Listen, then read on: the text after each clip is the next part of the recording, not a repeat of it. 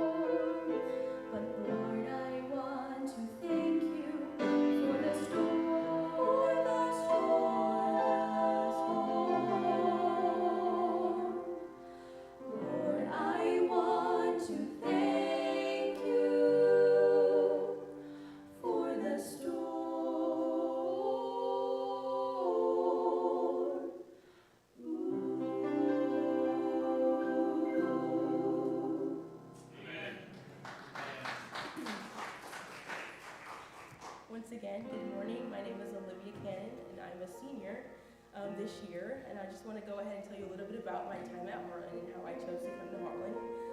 It's a little bit of a different testimony. I literally told them, I was like, I'm going to cry. So if I cry, just bear with me. I didn't originally start out wanting to go to Heartland. My parents, we grew up in church, and that was the church that my pastor was on the board at Heartland. All of our teams went to Heartland. Right now, we have a bunch of people on staff at Heartland that's from that church as well. And so I was like, oh, I don't know. I really had my mind set on another school because that's where my youth pastor's wife was from. And I was like, that school has all this stuff. It has really, really cool stuff. You can probably guess what I'm talking about by the time I'm done with this. But that school had everything. Like, it was so updated. They had so much stuff. They had different cafeterias. And I was like, that is a really, really, really cool school. Like, that's a school that I want to go to. And so my brother had went to Heartland, graduated from there. His wife went to Heartland, graduated from there. We had just a ton of teams. At one point, there were probably 10 teams at once that was at Heartland and have graduated from there as well. But it came to my time, and my parents had always said, like, we want you to go to a Bible college for 1 year. And I was like, okay, I mean, I guess, like, that's fine, like, sure, but I wasn't really set where I wanted to go. In my mind, I was set, but not set on Heartland. And so my mom was like, hey, I want you to go to Heartland for 1 year. Like, that's where I think the Lord is leading, and that's where I think he's guiding. And I just want you to pray about it, see what happens, and we'll just see what goes on.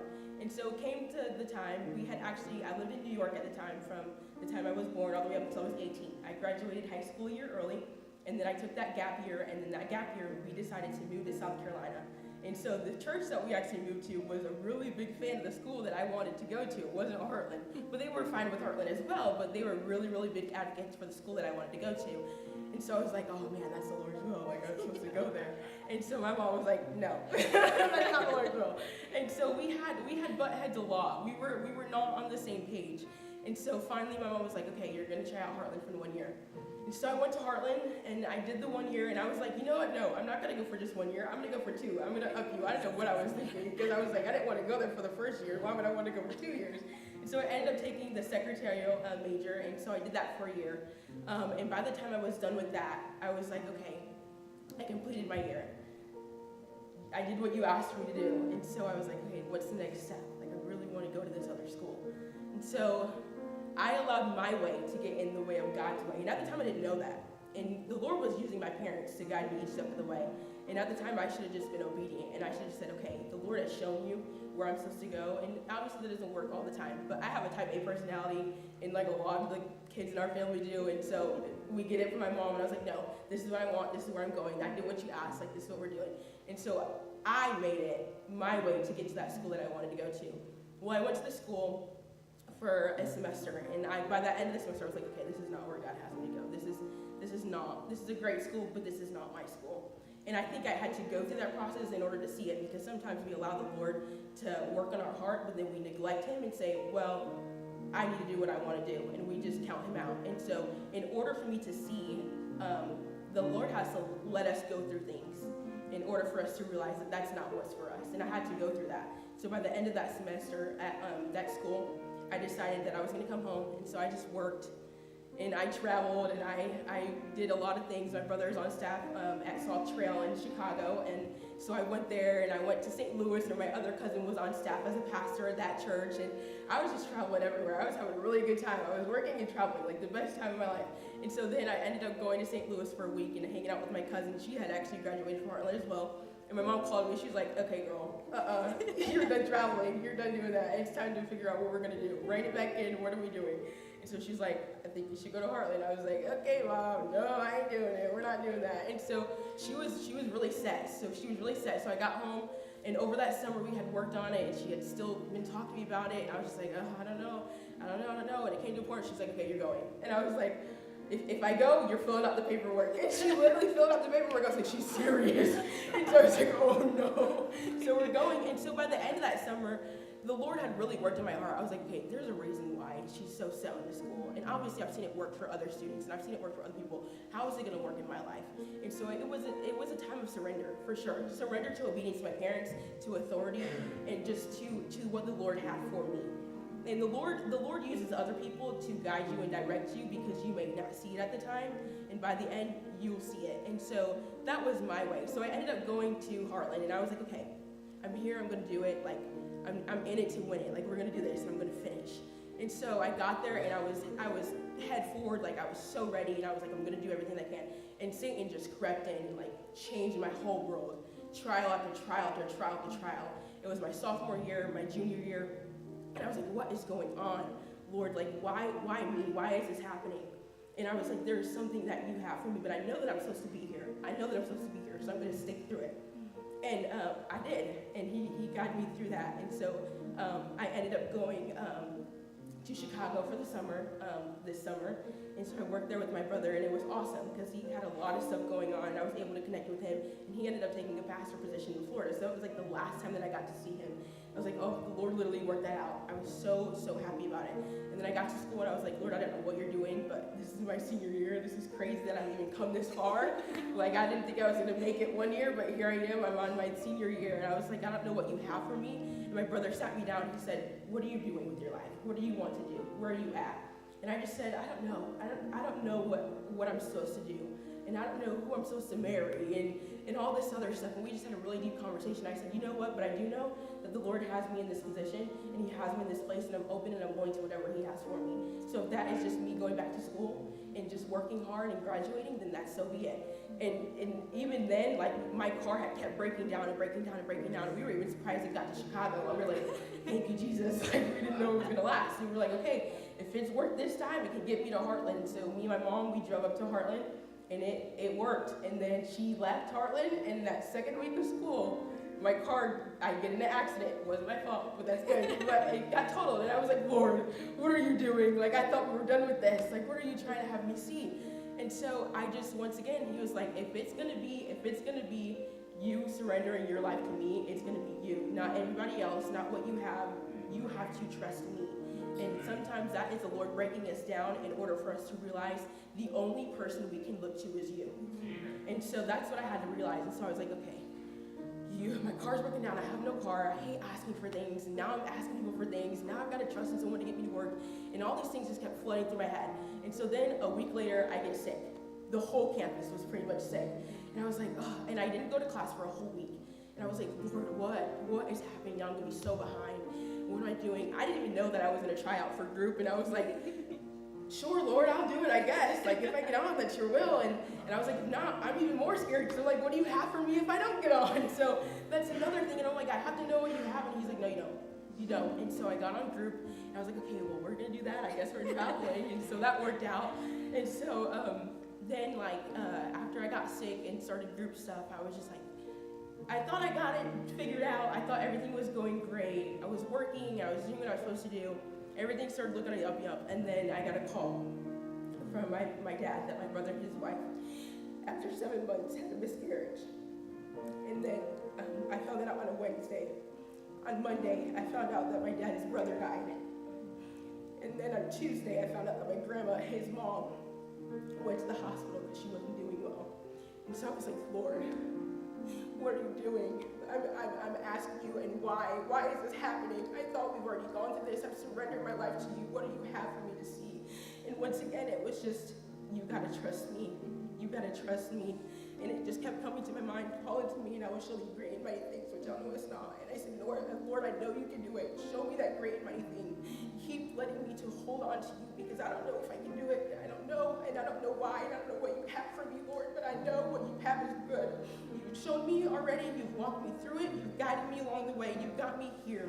Lord, get me to where you have for me to go. And so it's just been a crazy ride. And so I'm like, senior year, all right, what are we doing? So we start doing, we sign up to get interviews for schools and just different churches, and I'm like, hey, Lord, all these are flooding in. I don't know what your plan. All these look good on paper, but is it your will? And so right now that's where I'm at, and I'm like, you've gotten me this far, Lord, you can get me all the way.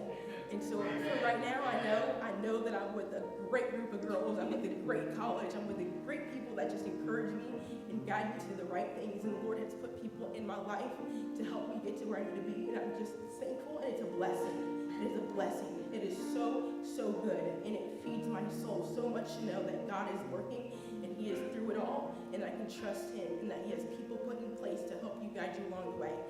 And right now, I don't know. I don't know what my plan is. All I know is I signed a contract and I'm going for the summer with them. And so that's the only thing I have set in stone. What happens after that? Lord's will. But I know this is his will for my life. This is his plan.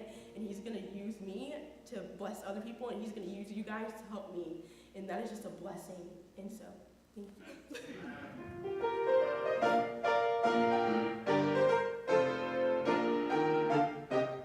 There are many new roads we see each day. Each one claims they are the way to a life of satisfaction more than we've dreamed. They are lined with things that please the eye, but they cannot satisfy. So I've decided to walk the highway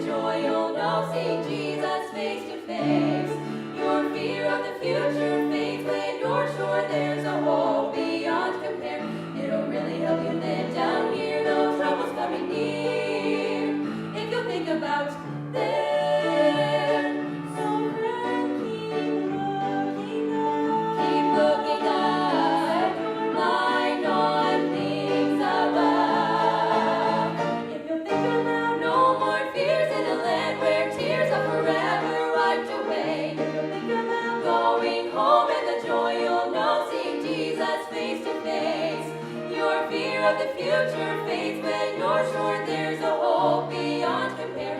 It'll really help you live down here, though trouble's coming near. It'll really help you live down here, though trouble's coming near. It'll really help you live down here. Go think about there. Think about there.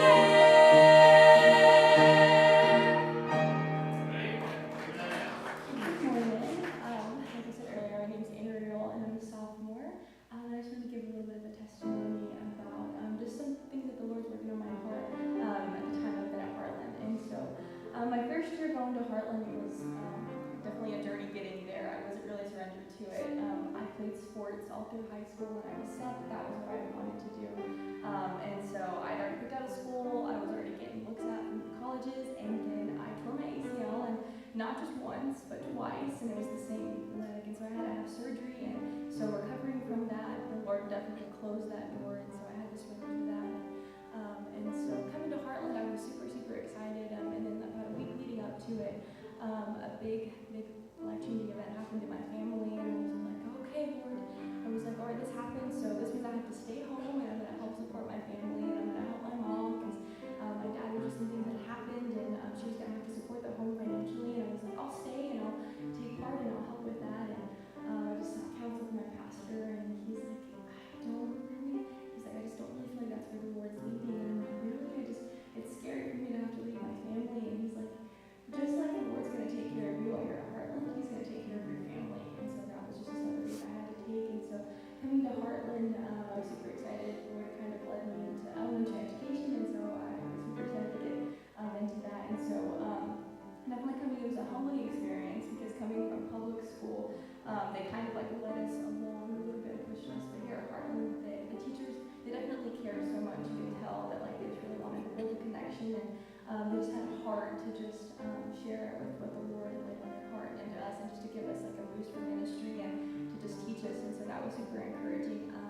And then even like in dorm life, it was such an encouragement just to be able to have other Christians and be able to fellowship with them. And so we had dorm devos twice a week, and it was just amazing how many times we were able to be in the Word of God and just to be fed.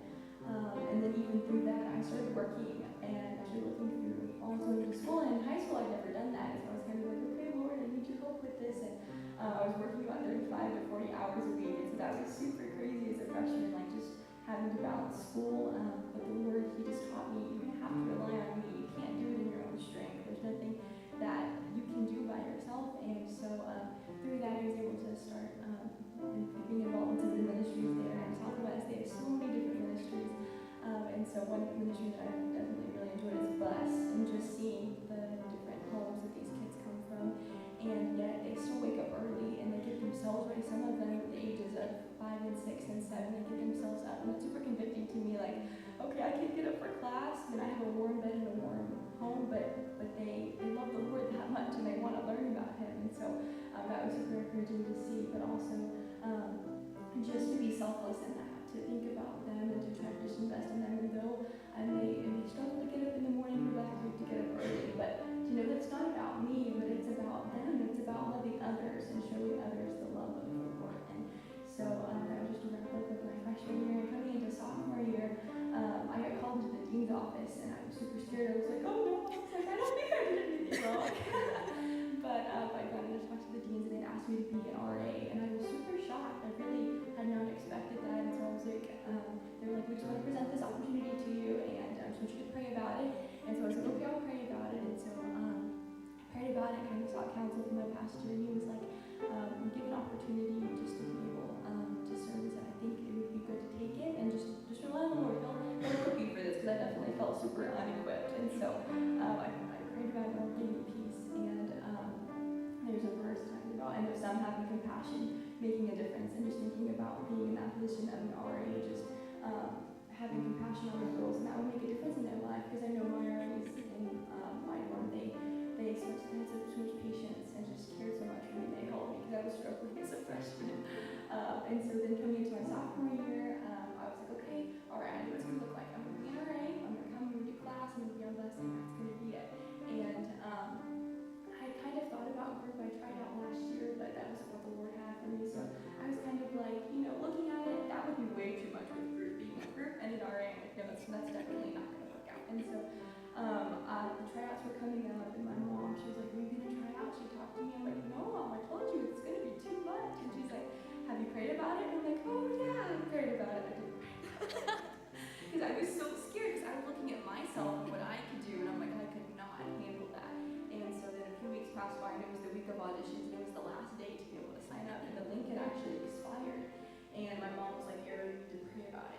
that afternoon, I was really convicted, and I was like, okay, all right, Lord, I'm going to pray about this. I want what your will is, not what I want.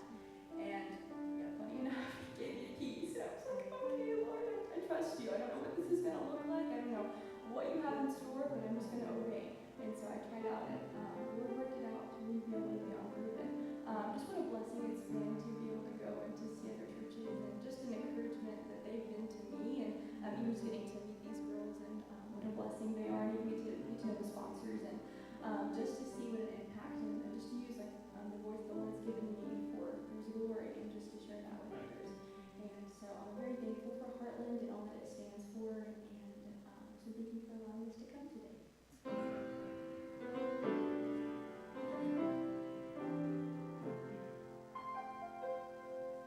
You've prayed 1,000 prayers, but still the answer hasn't come.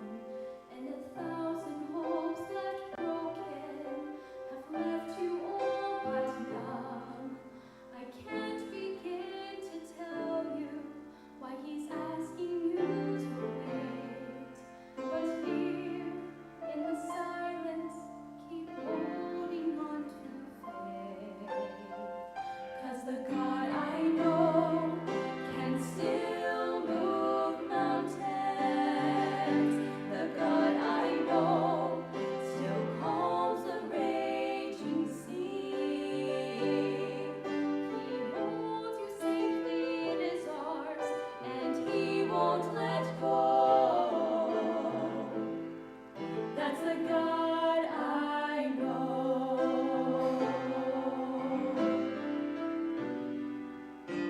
Our God is always near to those who call upon His name. And He said that He'd be with us when we're walking through the flame. So tell your heart to trust Him in this moment